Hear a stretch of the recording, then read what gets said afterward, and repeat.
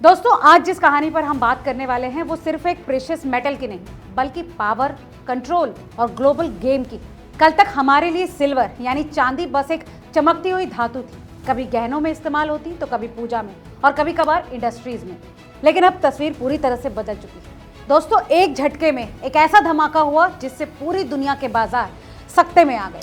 कुछ रोज पहले चीन के सरकारी अखबार ग्लोबल टाइम्स में एक खबर छपी। 2026 और 27 के लिए टंगस्टन, एंटीमनी और सिल्वर के एक्सपोर्ट्स पर सख्त नियम लागू किए जा रहे हैं। मतलब साफ है कि ये तीनों मेटल्स अब खुले बाजार की चीज नहीं रहे, बल्कि सीधे स्टेट कंट्रोल में चले गए। खासकर सिल्वर, इस पर अब इतनी कड़ी नकेल डाली गई है कि बाहर भेजना अब आसान नहीं होगा। बस कुछ चुनिंदा कंपनियां, वो भी सरकार की इजाजत से ही एक्सपोर्ट कर पाएंगी। दोस्तों, मामला वाकई गंभीर है।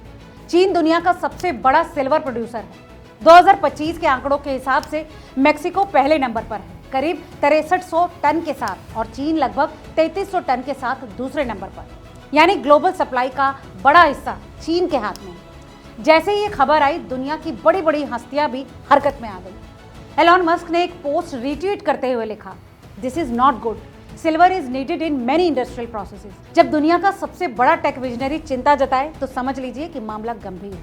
चलिए अब इसे गहराई से समझते हैं। सिल्वर आज इंडस्ट्री का बैकबोन बन चुका है।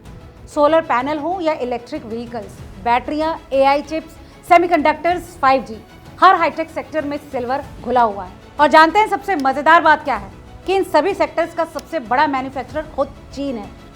ग्लोबल सोलर पैनल सप्लाई का 80 से 90%, ईवी बैटरीज का 70 से 80% और इलेक्ट्रॉनिक्स व सेमीकंडक्टर्स का करीब 1/3 हिस्सा चीन के हाथ में है। यानी सबसे बड़ा प्रोड्यूसर भी वही और सबसे बड़ा कंज्यूमर भी वही। तो चीन ने सोचा कि जब हमें खुद ही चाहिए तो दुनिया को क्यों दे, और इसकी एक ऑफिशियल वजह भी दे दी। चीन की मिनिस्ट्री ऑफ कॉमर्स का कहना है कि ये कदम नेचुरल रिसोर्सेज और एनवायरनमेंट प्रोटेक्शन के लिए किया गया। मतलब माइनिंग से पर्यावरण को नुकसान होता है और इसीलिए कंट्रोल जरूरी है। साथ ही नए नियमों में कंपनियों की फाइनेंशियल क्रेडिबिलिटी, पिछले 3 साल का एक्सपोर्ट रिकॉर्ड और सख्त डॉक्यूमेंटेशन जरूरी कर दी गई। दोस्तों, मतलब साफ है, अब सिल्वर सरकार की मर्जी के बिना बॉर्डर पार नहीं करेगा। लेकिन दोस्तों, असली चाल इससे भी गहरी है। चीन रॉ सिल्वर बेचने के बजाय प्रोसेस्ड प्रोडक्ट्स एक्सपोर्ट करना चाहता है, बिल्कुल वैसे ही जैसे कच्चे चावल की जगह बिरयानी बेची जाए, मुनाफा कई गुना। एक्सपर्ट्स इसे वैल्यू कैप्चर स्ट्रेटेजी कहते हैं। ये कोई नई कहानी नहीं है, बल्कि चीन का पुराना आजमाया हुआ पैटर्न है। 2010 से 2012 की रेयर अर्थ मेटल की कहानी याद कीजिए। उस वक्त चीन दुनिया का 90 से 97% रेयर अर्थ सप्लायर था। अचानक एक्सपोर्ट कोटा घटा दिया, वजह वही पर्यावरण, और नतीजा क्या हुआ? ग्लोबल प्राइसेस आसमान छूने लगे। यानी 5 से 10 गुना, यहाँ तक कि 15 गुना तक। दुनिया में हाहाकार मच गया। जापान, अमेरिका, यूरोप सब परेशान। फिर क्या था? फोमो बाइंग शुरू हो गई।